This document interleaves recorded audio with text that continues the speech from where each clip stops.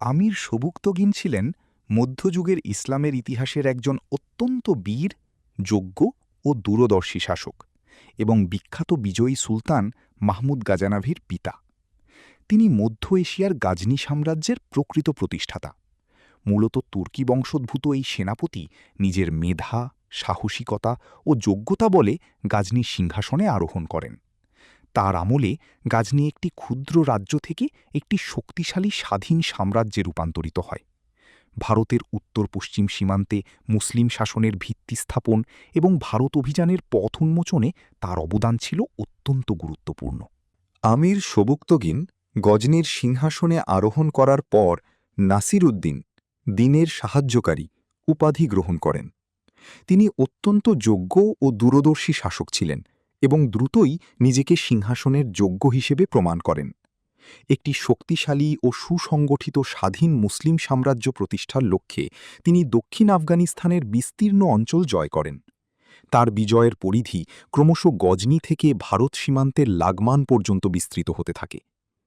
গজনির এই দ্রুত উত্থান ও সীমানা বৃদ্ধি পার্শ্ববর্তী অমুসলিম রাজ্যগুলোর জন্য, বিশেষ করে হিন্দুশাহী রাজবংশের রাজা জয়পালের জন্য একটি বড় উদ্বেগের কারণ হয়ে দাঁড়ায়, যা নতুন সংঘাতের ইঙ্গিত দেয়।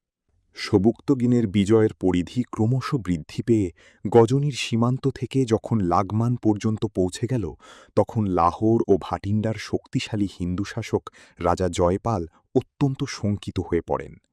গজনির এই অবিশ্বাস্য অগ্রগতি জয়পালের রাতের ঘুম হারাম করে দেয় এবং তিনি অত্যন্ত সতর্কতার সাথে সীমান্ত পরিস্থিতি পর্যবেক্ষণ করতে শুরু করেন।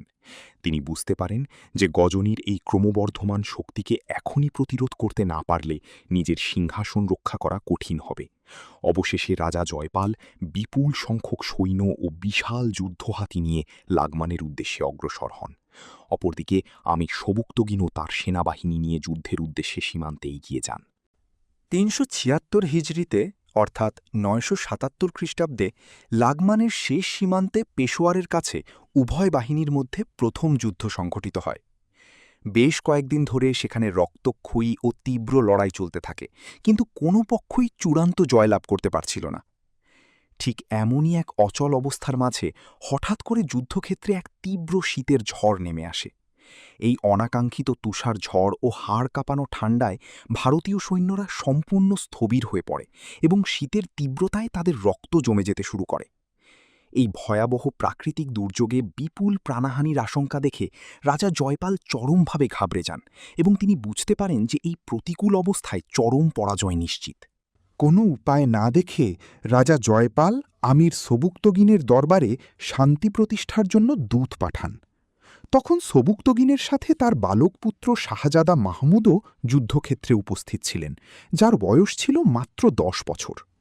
জয়পাল প্রস্তাব দেন যে তিনি ক্ষতিপূরণ বাবদ ৫০টি যুদ্ধহাতি ও ১০ লক্ষ দিরহাম প্রদান করবেন এবং সর্বদা গজনির অনুগত থাকবেন।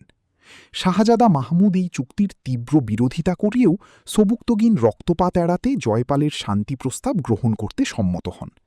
অবশেষে জয়পালকে মুক্তি দেওয়া হয় এবং গজনির আমির ক্ষতিপূরণের অর্থ ও হাতি আদায়ের জন্য তার নিজস্ব বিশ্বস্ত দূতদের জয়পালের সাথে পাঠান। কিন্তু নিজের রাজধানীতে ফিরে গিয়ে যখন রাজা জয়পাল সম্পূর্ণ নিরাপদ বোধ করলেন, তখন তার মনোভাব পুরোপুরি বদলে গেল। নির্ধারিত অর্থ ও হাতি নিতে সবুক্তগিনের দূতগণ যখন জয়পালের কাছে পৌঁছালেন, তখন জয়পাল চুক্তি ভঙ্গ করে সেই দূতদেরই বন্দী করে ফেলেন। জয়পালের দরবারের বিচক্ষণ মন্ত্রীরা তুর্কিদের সাথে সম্পাদিত চুক্তি ভঙ্গ করার বিপজ্জনক পরিণতি সম্পর্কে তাকে বারবার সতর্ক করেছিলেন, কিন্তু অহংকারী জয়পাল কারও পরামর্শ শোনেননি।